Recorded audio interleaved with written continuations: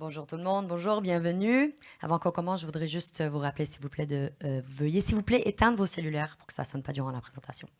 Alors ce matin, le thématique dont ça parle, c'est la cybersécurité et identité numérique. Et j'ai le plaisir de vous introduire votre intervenant aujourd'hui. On est là pour un panel au sujet du métaverse et NFT, nouvelles frontières de la création. Alors ce matin, votre modérateur, c'est un homme avec énormément de talent, plusieurs talents. C'est un producteur, créateur de contenu, écrivain, animateur, journaliste, diffuseur. Il a plus de 20 ans d'expérience dans les médias traditionnels et nouveaux. Et il est très reconnu pour ses compétences exceptionnelles en communication. Donc, j'ai le plaisir de vous annoncer votre modérateur aujourd'hui, c'est Eric Cohen. Et Eric va... oui, Eric, vous pouvez monter, excellent. Et les participants aujourd'hui, on a le plaisir de vous annoncer vos participants. Paul Raphaël, qui provient des studios Felix and Paul. Harold Dumur, qui provient de la compagnie OVA, et bien sûr Sarah Hébert-Tremblay, qui est avocate chez BCF. Veuillez s'il vous plaît les souhaiter la bienvenue. Merci. Merci, merci. Bonjour tout le monde. Paul, Sarah, Harold, bienvenue à vous tous. Et oui, moi je m'appelle Eric. On va parler aujourd'hui de Web 3.0, de NFT, de Metaverse. Et c'est vraiment un monde qui est assez... il y a des nœuds qu'il faut démêler. Alors, on va essayer de faire ça aujourd'hui.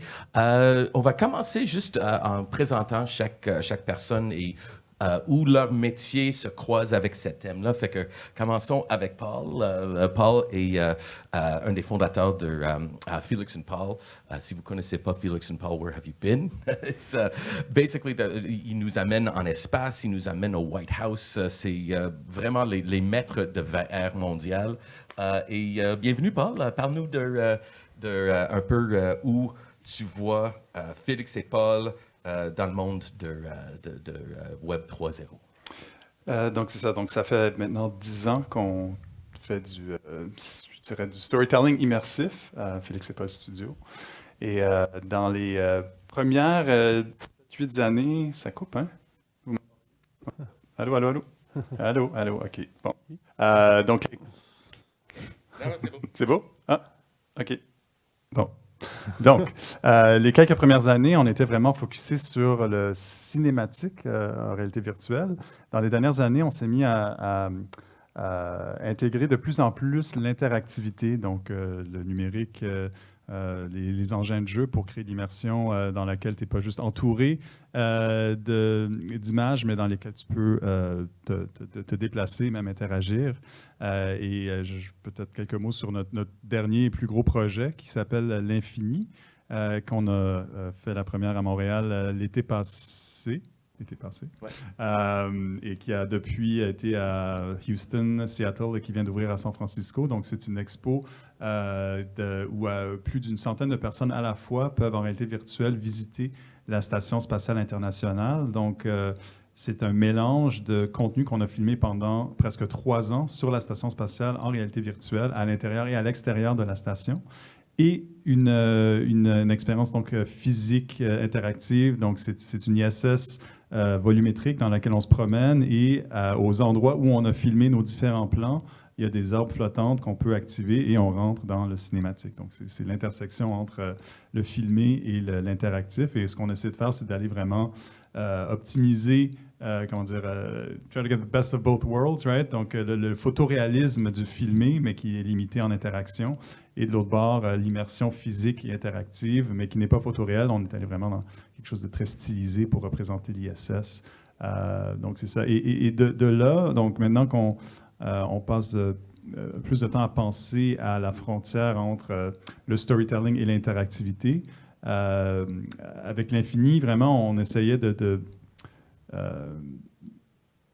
d'évancer la courbe d'adoption, en fait, de la réalité virtuelle qui prend quand même, ça fait du progrès, mais ça prend du temps quand même. Donc, avec l'Infini, on va vraiment rejoindre le public, où qu'il soit, qui que ce soit, qu'ils aient un casque ou pas, qu'ils aient... En fait, 60-70% de notre audience n'a jamais fait de VR. C'est vraiment pour tous les âges. Et donc, on pense de plus en plus se focusser là-dessus et aussi Donc, on a fait, les quelques premières années, on est venu vraiment, comme je disais, du cinématique qui était surtout online sur les plateformes comme celle de Meta, Oculus, tout ça. Là, on a fait un pivot vers le location-based, donc les installations immersives. Mais on sait que, ultimement, ça va retourner vers le at-home et que ça sera là la grande audience. Donc, on essaie maintenant de connecter le location-based au at-home. Et je pense que c'est là qu'on commence à parler de ce qui, pour nous, pourrait être nommé le métavers. Et puis, je pense que tu as une vidéo aussi. Oui, on peut faire ça, oui, bonne idée. C'est juste un teaser de l'infini. C'est une vidéo verticale. Oui, mais je c'est crois pas le bon. que OK, voilà. OK, verticale.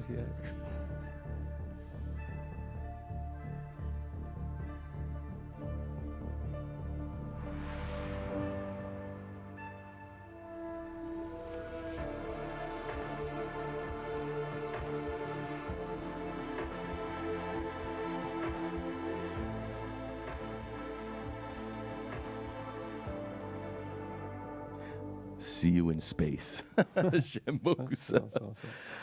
Pour ceux et celles qui l'ont pas vu, vraiment, je l'ai vu l'année passée, c'est incroyable. On a vraiment l'impression d'être en espace. Félicitations.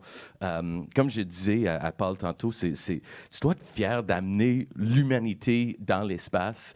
Est-ce que le métaverse va nous donner cette capacité un peu plus? Est-ce que c'est dans cette direction que le multiverse nous amène?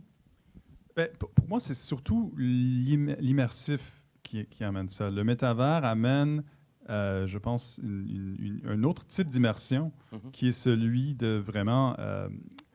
c'est difficile. Je pense que tu auras autant de définitions du métavers qu'au nombre de personnes à qui tu poserais la question. Mais en ce qui me concerne, le métavers, c'est simplement la volumétrification de l'Internet. Du numérique, en fait. OK. Right? Fait que c'est pas une place spécifique. C'est pas le métavers c'est pas Meta's métavers, c'est pas Fortnite. C'est l'idée de donner accès à tout ça. Ben, c'est que si tu te projettes l'état de l'Internet aujourd'hui, où tout est interconnecté, sauf que là, tu vas d'hyperlien à hyperlien ou d'application en application, la différence, c'est que ces liens-là seraient en immersion. Et cette immersion, elle peut être partielle ou totale. Donc, ça peut être en réalité virtuelle, en réalité augmentée. Et c'est vraiment là qu'on commence à parler de métavers. Tout ce qui vient avant ça aspire à être du métavers, mais d'après moi, ne peut pas vraiment l'être parce que ça demeure qu'un jeu ou une plateforme sociale ou une application professionnelle ou une expérience comme l'infini. Donc, avec l'infini, ce qu'on essaie de faire en connectant, par exemple, dans une version future d'un projet comme l'infini, en connectant l'espace physique d'une installation à quelque chose que tu peux faire à la maison et que tu peux faire sur ton cellulaire. Et c'est là qu'on commence à créer un mini-métavers qui est le nôtre. Mais éventuellement, quand les plateformes vont créer l'équivalent de browser ou l'équivalent aujourd'hui, avec ton téléphone, tu as accès à différentes plateformes, tu as accès à l'Internet ouvert, tu as accès à des... il y a toutes sortes le téléphone lui-même a des capacités, les caméras, les sensors, toutes ces choses-là s'entremêlent finalement pour devenir le métavers.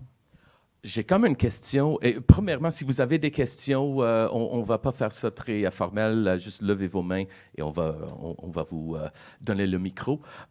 Et on va continuer la discussion. Mais une chose qui m'apparaît dans la tête, c'est s'il y a plein de petits multivers, est-ce qu'à un moment donné, on va être capable de les...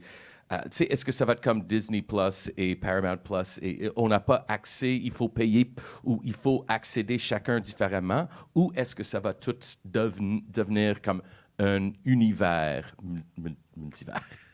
Mais on va continuer avec ça. Pensez à ça et je vais donner la parole à Sarah maintenant. Je pense que tu as même une présentation et des thèmes que tu veux aborder.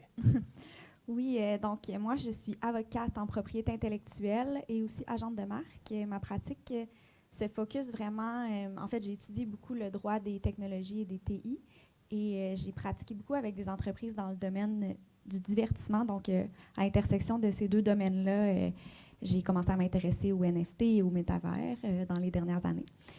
Donc, aujourd'hui, je voulais vous parler de 2 cas qui résument bien, en fait, les enjeux juridiques qu'on peut rencontrer dans les univers des métavers et avec les NFT par rapport aux droits d'auteur et aux marques de commerce, là, qui sont 2 types de propriété intellectuelle assez répandus. Donc, le premier, c'est l'affaire Pulp Fiction et ensuite, c'est l'affaire Hermès. Et il y a d'autres points aussi, là, d'autres enjeux que je vois qui vont se soulever là, dans les prochaines années par rapport aux métavers dont je voulais vous parler. Donc, je peux peut-être parler de ces cas-là, puis si vous avez des questions, n'hésitez pas. Donc, le premier, c'est l'affaire Pulp Fiction. Ça s'est déroulé l'année dernière. Vous en avez sûrement entendu parler. Le réalisateur du film, Quentin Tarantino, avait mis sur le marché un NFT qui était en fait le script du film annoté. C'était un script manuscrit, en fait. Puis, le problème, c'est qu'il avait déjà cédé ses droits d'auteur dans le script au studio de production Miramax. Donc, Miramax s'est retourné contre lui en disant que c'était pas possible de vendre un NFT avec un script dans lequel il ne détenait plus de droits d'auteur.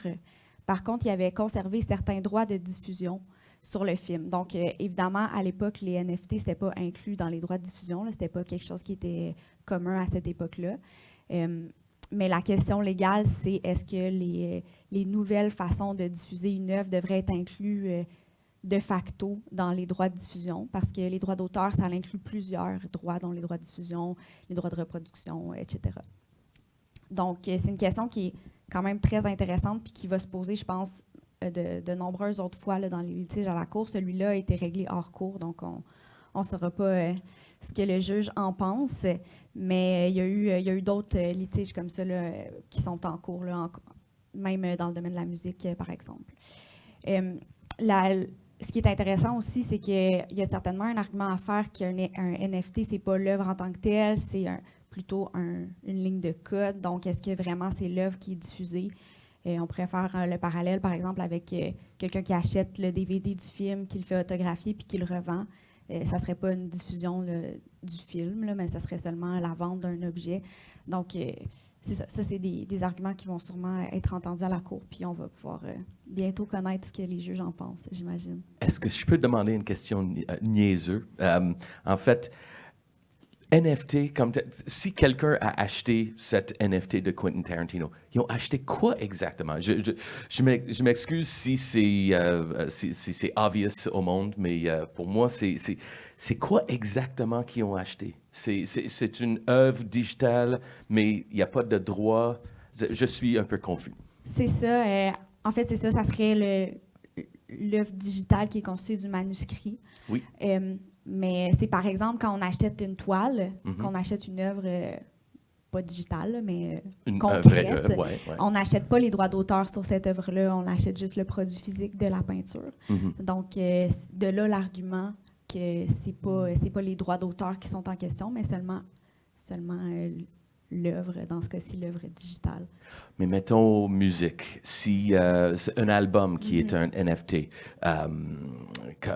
j'imagine ça c'est un peu le futur pour les musiciens. Moi, je suis musicien, alors ça m'intéresse. Mais comment est-ce que l'idée c'est, comme j'ai dit tantôt, Michael Bublé qui a joué hier soir, s'il lance un album en NFT, il le vend pour $1 million à Apple. Est-ce que les droits d'auteur sont à Apple maintenant?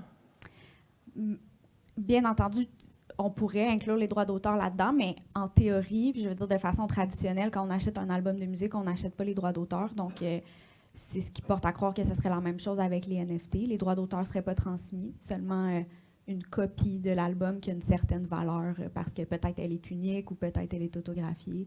C'est pas vraiment même le master. C'est une copie digitale et la valeur est juste dans la collection, pour les collecteurs. Oui, exact. Puis ce qui est intéressant, par exemple, avec les NFT, contrairement à vendre un album signé d'un musicien, qui après ça, on perd la trace de cet album-là, on ne sait pas vraiment à qui il va être vendu après. Si c'est un NFT, mais on peut connaître toute la chaîne de titres de la vente de l'objet de collection. Puis les musiciens pourraient même demander des royautés sur chaque vente. Donc, ça peut être une source de profit comme ça. Alors, ça élimine un peu l'industrie. Dans le sens où ça fait un peu ça élimine le middleman d'une façon. Parce que si tu achètes les droits, si tu achètes le NFT, ça veut dire, peut-être je vais un peu trop loin dans cette direction. Mais veux pas, tu peux décider, si tu es l'artiste, de mettre les droits d'auteur dans le NFT ou non. C'est ça? En fait, on peut toujours vendre les droits d'auteur d'une quelconque façon. D'après moi, ça ne serait pas un choix judicieux. Je ne pense pas qu'il y a beaucoup d'artistes qui vont aller vers cette voie-là. OK, parfait. Ouais. Je te laisse continuer, excuse-moi. Donc, je pense qu'on a une question. Oui. Je vais juste vous demander de parler dans le micro pour le monde qui se joint à nous. Ma question a l'air niaiseuse, là, mais pour bien comprendre, mais c'est quoi NFT? Parce que ça semble facile pour tout le monde, mais moi, c'est de quoi on parle? NFT, ça veut dire quoi? Alors, c'est un non-fungible token en anglais. Est-ce que tu veux expliquer ça veut dire quoi, un non-fungible token? Oui, en français, c'est un jeton non fungible.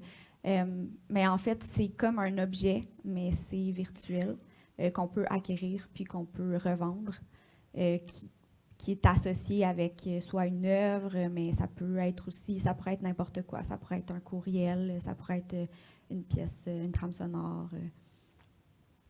Et le monde achète ça pour quelle raison? En fait, c'est comme un objet.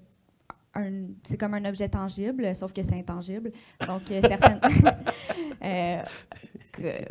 certaines personnes pourraient demander pourquoi j'ai envie d'acheter une peinture et de la ranger dans un garage.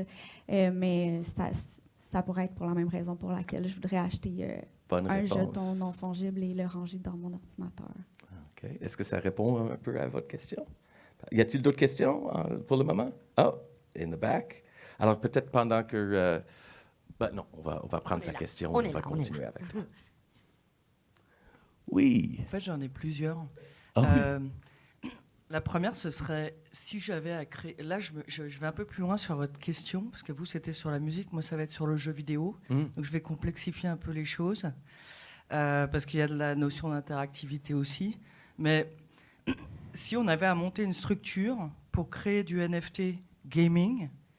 Ce serait quoi la source d'information pour les nuls, de partir de zéro puis de se dire ok, je crée une structure, c'est quoi la structure de l'équipe, c'est quoi les enjeux légaux justement, où est-ce que je peux trouver un peu l'ensemble de ces sources d'information. Alors francophone, c'est un challenge. Il y a Token Invader, c'est des Français qui ont fait beaucoup de guides de formation gratuites sur tout ce qui est crypto, NFT, whatever. Mais est-ce qu'il y a d'autres sources d'informations? Et la deuxième question, c'est parce que les NFT ont perdu beaucoup de valeur, notamment dans le jeu vidéo, parce qu'ils ont vendu beaucoup de NFT sur des jeux qui n'ont jamais existé, un petit peu comme les fonds d'investissement aux enchères de jeux qui ne sont jamais terminés finalement. C'est pour ça que ça a baissé beaucoup ces temps-ci. Mais justement, la question légale et la question des droits d'auteur par rapport à ça, quand on achète un perso de jeu en NFT, qu'est-ce qui se passe après dans les développements de versions, puis, c'est tous des enjeux. Alors, c'est quoi la source d'information pour partir de zéro, puis s'informer un peu sur comment on développe des NFT, puis de la structure, et puis comment on se protège, comment on commercialise des NFT aussi. C'est un autre sujet dans l'autre sens. Voilà, je laisse un peu parce que j'ai beaucoup de questions. Mais je pense que c'est un peu le Wild West en ce moment pour tout ça. Je ne sais pas où commencer. Avez-vous des pensées? Je peux me lancer dans la question la plus complexe de l'année, je pense, si on avait à voter.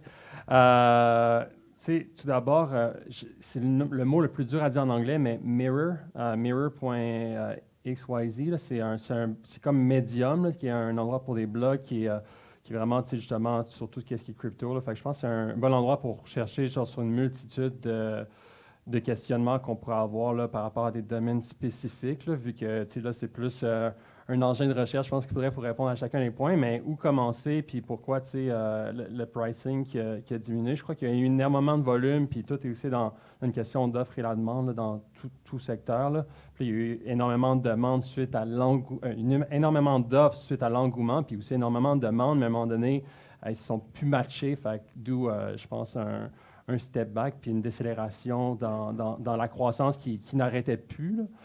Fait qu'on a changé d'un marché en même temps qui était plus bullish à bearish aujourd'hui. Fait que c'est sûr que tout est impacté du même coup. Puis une chose qu'on a vue, c'était beaucoup des JPEG, donc sur les marchés de transactions justement de NFT comme OpenSea ou d'autres, Rarible, puis name it. Mais ça a bougé donc de la 2D à ce qu'on parle aujourd'hui, qui est justement la translation vers la 3D, parce qu'à la fin de la journée, qu'est-ce qu'on gagne en tant qu'être humain d'aller dans le métavers? C'est vraiment justement enfin de pouvoir communiquer en 3D, là, au lieu d'être coincé à un écran 2D puis de communiquer en 2D, ce qu'on fait au quotidien. Je crois que c'est une transformation digitale, technologique que les gens sont prêts à accepter puis à aller de l'avant vers, là, parce que what's next après justement les communications à travers un fil, là. Puis pour revenir à où commencer, ce qui crée un monde interactif, avant qu'il soit interactif, il est statique, c'est l'objet, ce qui est un objet 3D. Fait que c'est ça, je crois, si admettons, on avait à mettre une boîte, qu'est-ce qui rentre, qu'est-ce qui sort, qu'est-ce qui rentre en premier, c'est vraiment intéressant à regarder. C'est justement la primitive, le cube qui, assemblés ensemble, vont peut-être faire un robot, puis ce robot-là pourrait être, en fin de compte, mis dans une canne qui est le NFT, là, dans cette métaphore. Puis ensuite vendu, mais non seulement vendu, mais aussi l'objet devient interopérable. Je pense que c'est là aussi le deuxième intérêt du NFT, c'est que l'interopérabilité, c'est de pouvoir être connecté à plusieurs plateformes. Si on regarde un succès comme Fortnite, qui fait 500 millions de dollars de revenus mensuels, ce qui est énorme, là, il vient compétitionner, Nike ou Adidas, tout presque, là, parce que 500 millions fois 12 mois, ça nous fait genre 6 milliards de revenus annuels US. Nike, dernière fois j'ai checké sur Wikipédia, il était environ à 30 milliards, fait que c'est quand même 1/5 des revenus de Nike. Puis c'est juste du linge digital. Fait que, un linge digital qui est coincé dans un IP, l'IP qui est Fortnite, qui ne peut pas être revendu à d'autres. Donc, le NFT, ce qui est bien, c'est qu'après ça, on peut avoir une chance de le revendre. Peut-être la chance est moins grande aujourd'hui, mais en même temps, c'est tout comme marché, il y a des corrections. Là, puis je pense que la correction devait un jour ou l'autre arriver. Là. Puis, mettons, si tu achètes aujourd'hui un skin de Marvel sur Fortnite à 5 $, puis aussi, ils ont leur propre monnaie là, digitale, là, qui est le V-Buck. Donc, à 5 $, mais qui n'est pas de la crypto, là. À 5 $, c'était peut-être trop cher payé, fait que c'est juste normal qu'aujourd'hui, tu achètes ton vêtement digital à 1 $. Fait que pour faire un jeu vidéo, là, puis pour conclure là-dessus, il faut connaître l'écosystème, puis il faut connaître par où on veut commencer, puis comme toute entreprise, je pense que c'est une bouchée à la fois. Fait que moi, la bouchée d'où je la vois, c'est de se baser sur où l'écosystème et les consommateurs connaissent par où passer pour consommer. Puis en ce moment, c'est l'image 2D, l'objet 3D, le script. Puis, c'est pas encore, oui, des objets 3D animés, mais les objets 3D avec de l'interaction, souvent, là, c'est dans des plateformes comme, mettons, Sandbox ou Decentraland, où que les interactions sont activées, mais pas à travers un NFT. Ils sont activées par le gameplay qui est mis en place dans ce métavers là, qui commence à être un vrai, je le mets en guillemets, un vrai métavers parce que en ce moment, les métavers sont encore, de la façon dont je le vois, ceux qui sont autoprogrammés métavers comme en silo, là, en dessous d'un gros IP qui veut le contrôler. Fait que c'est à voir justement à quel point que ça va se open sourcer puis devenir vraiment ce que les gens prêchent. Là. Parce qu'il y a la vision, mais il y a aussi l'exécution. Puis en ce moment, les deux ne sont pas encore au diapason. Fait que je crois que c'est pour ça aussi qu'il y a un recul là, pour se dire « Oh, c'est pas encore là, tu sais. » Fait que je vais investir, mais je ne suis peut-être pas tant long term en tant qu'investisseur parce que c'est une économie avec plusieurs investisseurs. Là. Fait que c'est pour ça que le support n'a peut-être pas non plus nécessairement tenu dans le temps. Là. Une chance que tu es là pour répondre à cette question-là parce non, que... là, il y a tellement de concepts là, en plus, en tout cas, c'est dur à vulgariser. J'aimerais aussi aborder Ovo et ta compagnie. On va revenir parce que quand même, on parle des les enjeux légaux, mais je veux aussi que le monde sache quitter et qu'est-ce que tu fais. Alors, est-ce qu'on peut revenir, Oui. Sarah, et peux-tu continuer? Oui, là, je reviens à toi. On revient à ça. Non, Ok, je reviens- juste ok, à moi. donner un peu de contexte Alors. à ce que tu viens de dire. Fait que dans le fond, c'est OVA, mais OVO, je me fais souvent contacter. Non, pas trop. Là. Et on m'a souvent demandé, genre, hey, comment je fais pour avoir un kid? Puis j'étais comme, je vais passer mon tour, je suis marié. Mais blague à part, OVA, donc c'est au centre du mot innovation. Puis ça partit en 2014. Nous, notre objectif a toujours été de démocratiser donc ce nouveau médium, ce changement de paradigme qui est la réalité virtuelle, la réalité mixte. Fait que pour ça, on a créé un outil qui s'appelle StellarX qui permet à des non-programmeurs, mais plus précisément des non-pro-utilisateurs, par de simples glissés-déposés, de pouvoir créer leur propre monde immersif. Fait que c'est comme un Metaverse Builder où on veut être un peu le Webflow, le Square, donc un outil de création de contenu, mais 3D. Fait que c'est là-dessus qu'on se focus. Souvent, je donne le parallèle avec, pour ceux qui connaissent le domaine du jeu vidéo, Tony Hawk Pro Skater 2, ceux qui sont dans la même génération que moi, ou qu'on pouvait créer notre propre skatepark, là, ou sinon ceux qui ont des kids ou autres, Minecraft, ou qui ont joué à Minecraft eux-mêmes, ou Roblox. Donc, ça, c'est plus dans l'univers donc, du social, du gaming. Nous, notre outil est plus pour l'entreprise. Donc, par exemple, la Marine Royale canadienne peut servir de ça pour faire du training ou juste collaborer à l'intérieur des mondes qu'ils ont créés. J'ai une question. Il y a Air Ouverte, qui est comme un genre de métaverse, encore une fois, je pense, de l'industrie musicale Québec. Et le monde peut s'interagir là-dedans. Ça a été construit, c'est pas du... c'est pas du méta, c'est assez basic, mais ça marche très, très bien. Est-ce que tu les connais? Est-ce qu'ils utilisent la technologie que vous fournissez? Heureusement, je ne les connais pas. Puis un des gros problèmes que j'ai vu sur moi, je ne sais pas si c'est arrivé à vous aussi, mais pendant la pandémie, là, ou un peu avant, on dirait que c'est comme dans Marvel encore, là, un blip. Là. Mm-hmm. Il y a plein de compagnies qui sont peut-être nées là-dedans ou qui ont eu leur ascension, puis j'ai comme pas suivi. Avant toute mon knowledge, je venais des trade shows, des événements. Puis genre, là, toutes les récentes compagnies, j'ai perdu le fil. Là. Fait que je ne sais pas quand ils ont été fondés. Oh, probablement assez récent. OK, ouais. Dans le blip. Oui, dans le blip. Là, il faut que je reconnecte avec l'industrie, exactement. Alors, Sarah, pour retourner à tes enjeux, est-ce qu'on veut parler de l'affaire Hermès? Oui, ben, je ne sais pas si tu voulais montrer ton vidéo avant. Oui, merci. Oui, rapidement, merci du rappel. Voilà, c'est l'infini. Il faut... Oui, c'est ça.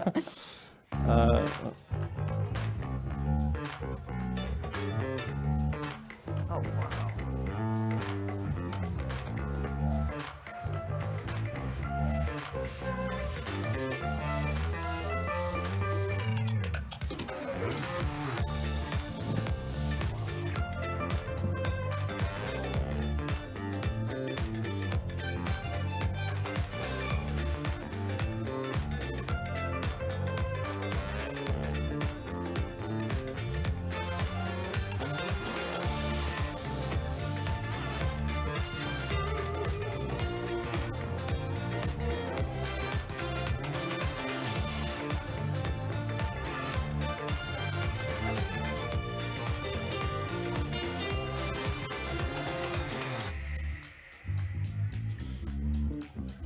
Il reste 20 secondes.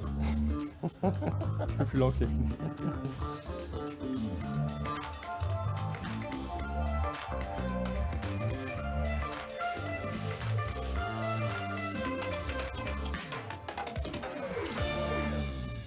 Voilà. Moi, je suis un fan de Dreamcast, puis je cherchais à avoir un son un peu comme quand le Dreamcast s'ouvre, là, fait que voilà. Non, c'est vraiment cool. Et est-ce que c'est assez user-friendly? Mettons comme, moi, je ne suis pas un designer, mais avec Canva, ça me permet au moins de faire... c'est assez... Ouais, je comprends. Oui. Ben, en tout cas, oui, c'est sûr que je suis un peu biaisé, là, mais c'est fait exactement pour que ça soit aussi simple qu'un Figma, Canva de ce monde. Ou, tu sais, c'est sûr qu'on parle de 3D, fait qu'il faut se positionner en X, Y, Z. Ouais. Mais ouais, on essaie d'avoir le plus beau UX, UI possible pour que les gens qui sont... on veut être plus facile qu'un Photoshop. Fait que, c'est quand même un challenge immense, là, parce que Photoshop, c'est pour les pro-utilisateurs, mais pas pour les programmeurs. Fait que nous, on veut exactement être comme pas pour les programmeurs, pas pour les pro-utilisateurs, que Pour tout le monde monsieur, puisse, madame. puisse le faire. Ouais. Voilà. Vraiment cool. Mais on retourne maintenant à Hermès. Désolé Ouais. pour ça, mais non, je suis fasciné par ces enjeux. Fait que parle-nous de Hermès. Donc, oui, c'est ça. Dans l'affaire Hermès, c'est plus une question de marque de commerce. Donc, la marque de commerce, c'est ce qui fait qu'un client va associer un produit ou un service à une entreprise. Donc, par exemple, si je vois le sac Birkin de Hermès, je vais automatiquement l'associer à l'entreprise de haute couture française. Par contre, il y a quelqu'un qui a créé un Meta Birkin comme NFT qui a été commercialisé dans un univers de métavers. Et là, Hermès s'est retourné contre cette personne-là en violation de marque de commerce, en disant que les consommateurs qui verraient ce sac Meta Birkin l'associeraient à leur compagnie. C'est encore en cours, donc on ne sait pas encore comment le juge va se prononcer. Mais ce qui est intéressant ici, c'est qu'habituellement, une marque de commerce peut être seulement protégée en liaison avec certains produits et services avec lesquels l'entreprise a acquis une notoriété. Donc, ici, ça serait les sacs, les souliers, les vêtements, tout ce qui est associé à une maison de haute couture. Traditionnellement, tout ce qui était comme programme de logiciel ou monde virtuel n'était pas vraiment associé au monde de la mode. C'était considéré comme des domaines vraiment différents, autant que Hermès ne pourrait pas empêcher quelqu'un d'utiliser la marque Birkin pour des pommes ou des oranges, parce que c'est un domaine complètement différent. Bien, traditionnellement, on aurait pensé que ça serait la même chose pour le domaine des objets virtuels. Par contre, on voit de plus en plus de compagnies qui sont dans le domaine de la mode puis qui s'en vont vers les marchés virtuels. Donc, ce contexte-là est en train de changer. Suite à cette affaire-là, Hermès a d'ailleurs commencé à créer des NFT puis à protéger ses produits en liaison avec... If you can't beat them, join them. Exact. ouais. Puis ce ne seront pas les seuls. Là. Justement, Nike aussi s'est lancé là-dedans. Puis il y a plein d'autres compagnies de vêtements. Donc, oui. Je pose une question. Est-ce que la valeur de ce Meta Hermès a explosé depuis cette poursuite? Oh, bonne Oui. question. Oui. Oui, mais là, c'est ça. Il risque d'être retiré du marché parce qu'il va sûrement avoir un règlement hors cours, là, comme dans tous ces litiges. Mais ça pose quand même des questions intéressantes. Puis de là, mon autre point, on doit se poser la question à savoir si les NFT et le métavers, c'est des produits ou des services. Puis pour savoir comment classifier là, ces nouvelles offres-là qui sont faites aux consommateurs. Puis, un autre point qui est intéressant, qui était soulevé dans cette poursuite-là, c'est qu'habituellement, on a le droit de reprendre des marques de commerce ou des droits d'auteur pour en faire des créations artistiques à part entière. Donc, dans cette affaire-là, c'est l'argument là, du défendeur, de la personne qui a créé le NFT, à savoir que ça serait une création artistique à part entière et non un objet de consommation qui violerait la marque de commerce d'Hermès. Mais en même temps, c'est aussi vendu comme objet de consommation. Donc, on ne sait pas vraiment comment la Cour va se positionner à ce niveau-là. J'ai l'impression qu'il y a beaucoup qui est settled out of court. Alors, on n'a vraiment pas beaucoup de précédents qui fait que c'est toujours le Wild West et on ne peut pas vraiment avoir les précédents pour savoir comment régler dans le futur. Exact, c'est difficile. Mais ça fait qu'il y a des questions juridiques qui se posent, puis il y a des gens qui se positionnent, puis je pense qu'au fur et à mesure, il va en avoir des cas qui vont se rendre à la Cour éventuellement, puis on va avoir des réponses de plus en plus, là. Puis d'autres questions qui me viennent à l'esprit, là, puis que je voulais soulever, c'est aussi comment la loi va s'appliquer dans le métavers, parce que, bon, on a parlé des enjeux de propriété intellectuelle qui pourraient être soulevés. Il va certainement avoir des enjeux aussi de commerce transfrontalier, parce que différentes entités qui sont dans différents territoires peuvent commercer ensemble là, dans ces univers-là. Il y a aussi toutes les questions de protection de la vie privée et des données. Là. Ça, c'est une question en général sur le web là, qui n'est pas tout à fait réglée. Là. On n'a pas encore défini un cadre juridique universel là, pour gérer ça. Puis, une fois qu'on aura plus de lois, bien, il y aura toujours la question de la territorialité. Donc, quelle loi s'applique à quelle personne, dépendamment de où elle est située. Puis, c'est des questions aussi qui sont à régler. Il y a aussi d'autres questions qui sont relatives au fait à la nature du NFT lui-même. Donc, souvent, les coordonnées du propriétaire sont vraiment lacunaires. Donc, on ne sait pas c'est qui détient ces coordonnées. Donc, c'est très difficile d'envoyer une mise en demeure, par exemple, ou de rejoindre la personne pour lui dire qu'il y a eu une violation de droit d'auteur ou de marque de commerce. Parce qu'habituellement, on va avoir juste un pseudonyme ou quelque chose comme ça.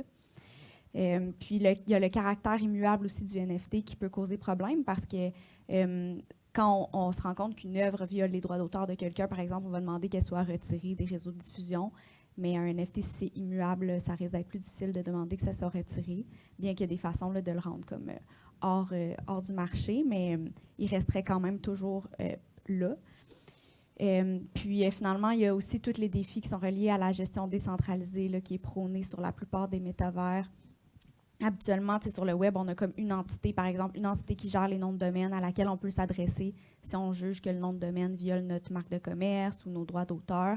Mais dans les métavers, il n'y aurait comme pas vraiment d'entité comme ça. Il y a des termes et conditions qui régissent la plupart des univers, mais qui met en application ces règles-là, pour l'instant, là, c'est encore un peu flou. Donc, on ne sait pas trop comment ça va se développer dans le futur. Tout est un peu flou. Je pense que c'est la thématique. Ouais. It's exciting. Il y a plein d'opportunités, mais il y a plein d'enjeux aussi. J'ai lu des articles récemment à propos du métaverse de Meta, le métavers de Meta, et que c'est peut-être... il y a peut-être des problèmes que ça n'a pas eu le succès que Zuckerberg voulait au début. Est-ce que vous pensez que... Bien, premièrement, est-ce que le métavers de Meta est le main metaverse que tout le monde va rejoindre ou est-ce que ça va continuer à être séparé dans des silos? Ben, ça fait 10 ans qu'on travaille avec Oculus /Facebook/Meta, fait que je peux m'essayer. Full disclaimer aussi. Mais donc, quand tout ça a commencé il y a presque 10 ans, il y avait, bon, vous avez sûrement vu les vagues d'enthousiasme. Il y a eu la première grande vague. Bon, il y a eu du VR avant ça, là, mais mettons cette vague moderne qui a commencé avec le Kickstarter d'Oculus, mettons. Il y a eu donc cet engouement qui a piqué en genre de 2016, 2000, quelque chose comme ça. Puis il y a eu ce que beaucoup de monde dans l'industrie appelle l'hiver du VR. Et puis ça s'est mis à reprendre, mais avec, mettons, un rythme un peu plus raisonnable.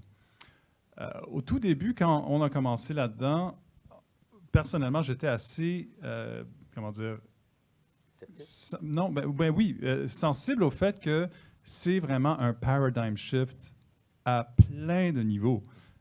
Au niveau technologique, au niveau formel, au niveau économique. C'est pas juste une nouvelle affaire qui toute seule va marcher ou pas marcher. C'est vraiment... Et c'est aussi, comme je disais un peu plus tôt, c'est l'évolution un peu inévitable du numérique qui présentement n'existe qu'en 2D ou surtout en 2D, même si c'est à l'écran en 3D, ça demeure représenté sur un écran plat. Donc, on vit dans un univers volumétrique. Le numérique commence à prendre une forme plus naturelle, en fait, qui ressemble plus à ce à quoi, la manière qu'on vit la réalité. Donc, c'est inévitable, mais c'est majeur comme changement. Et ça implique l'interopérabilité de presque tout ce qui existe, donc de tout ce qu'on fait. Parce que c'est comme si on disait... C'est un peu comme l'Internet, en fait. L'Internet a changé à peu près tout ce qu'on faisait. Et le métavers ou la volumétrification de l'Internet ou du numérique, c'était clair pour nous qui étions, du point de vue surtout artistique et un peu technologique, peut-être moins dans l'infrastructure de la planète, là, mais quand même, juste de ce point de vue-là, c'était assez clair que, OK, on voyait en 2014, 15, 16, justement, l'argent qui est investi, puis on en a levé de l'argent aussi, puis on sait bien qu'un investisseur, d'habitude, il y a quelques années, là, puis il veut que tu te vendes ou que tu fasses ton argent, puis c'était assez clair pour moi dès le départ là, qu'on n'est pas à 2, 3, 4, 5 ou peut-être même 10 ans que ça se passe parce que c'est énorme. C'est un projet complètement... c'est comme refaire la fondation d'un skyscraper. Tu sais, c'est comme... Sans faire tomber le skyscraper. C'est comme... C'est huge, huge, huge. Donc, de ce point de vue-là, je trouve qu'on est... C'est surprenant à quel point on a fait du progrès. Puis une grande partie de ça, c'est l'espèce de... mettons, de stubbornness de Mark Zuckerberg, là, qui met tout le paquet. J'aurais jamais cru que Facebook deviendrait Meta, que la compagnie entière... Tu sais, ils ont acheté Oculus en 2014, mais je me suis dit, OK, ils vont faire bâtir ça parmi plein d'autres affaires. Mais là, il y a maintenant 1 an, je ne sais plus combien de temps, ils ont changé de nom et ils ont pas mal tout misé sur ça. Il y a 1 an, right? Fait que oui, ça fait des années qu'ils sont dans le domaine, mais tous ceux qui disent... En fait, je suis surpris d'entendre des choses comme Meta ou Zuckerberg auraient cru être plus avancé. OK, fine, peut-être qu'il pensait avoir le double de ses utilisateurs qu'il a aujourd'hui. Mais en fait, c'est juste le New York Times qui... Sure, mais je ne sais pas, je ne lui ai pas parlé là. Je n'ai pas son opinion personnelle là, ou son statement officiel là-dessus, là, mais mettons que c'est vrai qu'il y avait à l'interne, que ce soit lui ou ceux qui l'entourent, qui s'attendaient à 2 fois, 4 fois plus de users aujourd'hui. Fine. Mais ça va prendre du temps. Ça va prendre du temps. Puis même s'il y a une autre vague vers le bas, à moins que la planète explose, là, ce qui est toujours une possibilité, c'est quasi inévitable parce que c'est inévitable parce que c'est pas comme si on va... Vous imaginez dans 30 ans encore avoir des écrans même si c'est du OLED avec 32 cas de résolution, puis ça demeure un rectangle plat, où vous regardez encore vos films, où vos emails sont exacts. Non, pour moi, c'est inconcevable. C'est absolument inconcevable. Donc, c'est juste une question de temps avant que tout cela devienne volumétrique. Mais ça va prendre du temps parce que ça change. Il y a trop de choses qui doivent changer pour que ça se passe. Puis ça ne peut pas se faire même en 10 ans. Ça fait 10 ans qu'on fait ça, qu'on est dans l'industrie. Puis je dirais que oui, c'est difficile de prévoir exactement le timing de la chose. Il y a des moments où je trouve qu'on prend du retard. Il y a des moments où je trouve qu'on wow, OK, ça accélère. Tu sais. Là, je pense qu'on est à un rythme raisonnable. Là. C'est comme c'est sûr que de voir des articles comme ce qu'on a vu la semaine passée, ça donne l'impression que les choses vont peut-être mal, mais on est vraisemblablement à 6 mois au moins de ce qu'Apple sorte leur version d'un casque. Et même s'ils ne le sortent pas dans 6 mois, ils le sortent dans 2 ans, ça aussi, ça va être un game changer, surtout pour une compagnie comme Apple. Puis là, ça va faire accélérer tout le reste de l'industrie. Meta va double it down. Samsung, Google, ils vont tous parce qu'ils ont fait une première vague de produits au début du VR, ils vont tous réembarquer. Et là, ça va créer une autre vague. Alors, est-ce que tu crois que l'interconnectivité entre toutes ces... il y a une question. Oui, excuse. Ah oui, OK. Vu qu'il reste 2 minutes 20. 2 minutes, OK, oui, question. Désolée, je vais faire vite. Oula. Non, pas de problème. Justement, en fait, je voulais vous poser une question par rapport à l'épuisement des ressources et que ce soit le métaverse ou les NFT, c'est extrêmement énergivore. Et du coup, vous avez l'air de dire que c'est sûr qu'on va arriver à cet Internet en 3D, mais en termes les ressources ne sont plus là. Est-ce qu'on va avoir assez de ressources pour pouvoir justement créer ça de manière massive ? Comment est-ce que les deux peuvent cohabiter alors que... moi, j'ai du mal à me dire que c'est sustainable comme secteur, quoi. Tu parles des ressources naturelles. Oui. OK. Très bonne question. Ce que je dirais, donc, il y a 2 formes de ressources donc, les ressources, en fait, il y a les ressources universelles, right? Mais il y a deux façons que le virtuel affecte les ressources. Donc, premièrement, oui, il y a l'énergie qui est nécessaire. Puis là, si on parle d'NFT particulièrement, oui, effectivement, c'est majoritairement inefficace comme technologie, mais comme vous avez peut-être vu ou entendu récemment, c'est... le merge. Non? Le merge d'Ethereum? Oui, Ethereum, c'est ça. Ouais. Donc, ils sont en train d'améliorer ça déjà à la base. Okay? C'est sûr que ça ne sera jamais zéro, mais je pense qu'il y a quand même un quantum leap qui se passe là pour au moins une crypto-monnaie. À long terme, probablement que ça va se généraliser parce que c'est une trop grosse tâche sur le crypto que ça soit autant de gaspillage. Fait qu'il y a ça d'un bord, mais de l'autre bord, le virtuel coûte beaucoup moins que le physique quand tu y penses vraiment. T'sais. Donc, évidemment, il y a toujours un aspect un peu dystopique quand tu t'imagines être dans un petit cubicule dans le physique, mais dans ta tête, tu es comme dans un palais et tu voyages où tu veux et tu rencontres tout le monde. Je pense qu'il y a une balance entre cet extrême et là où on est aujourd'hui. Mais le fait est que pendant la pandémie, il y a eu beaucoup moins de voyages. Il n'y avait pas un métavers pour totalement... le métavers n'a pas pris un envol astronomique pendant la pandémie. On a surtout fait du Zoom, des choses comme ça, mais tu peux imaginer dans 20 ans, quand le métavers sera quasi photoréel ou au moins beaucoup moins cartoony que ce qu'on voit aujourd'hui. Ou même dans sa version cartoony, bien implémentée, avec les bons outils, les bonnes fonctionnalités, un UI super slick et une facilité d'utilisation, c'est beaucoup plus satisfaisant qu'encore une fois l'écran plat. Right? Fait il y a des économies qui vont se faire d'un bord. Puis tu vois, par exemple, Apple, leurs processeurs, leur dernière génération de processeurs sont hyper efficaces. Puis tu vas en voir de plus en plus. Ce précédent-là est en train de commencer à influencer les autres manufacturiers de processeurs aussi, parce que c'est quasiment un ordre de magnitude plus efficace un chip M2 qu'un chip Intel, ou Qualcomm. Oui, je pense que finalement, il y a tellement d'autres choses à dire, mais on tire à la fin. Je veux vraiment vous remercier. Sérieux, je peux continuer à parler de ça pour des heures et des heures, mais it'll have to be another time. Merci beaucoup, Harold, Sarah et Paul. Merci à vous et bonne journée. Merci tous d'être là parmi nous. On applaudit nos participants et notre modérateur. Merci beaucoup. Et ne nous quittez pas, il y a une autre conférence qui commence à midi. Merci beaucoup.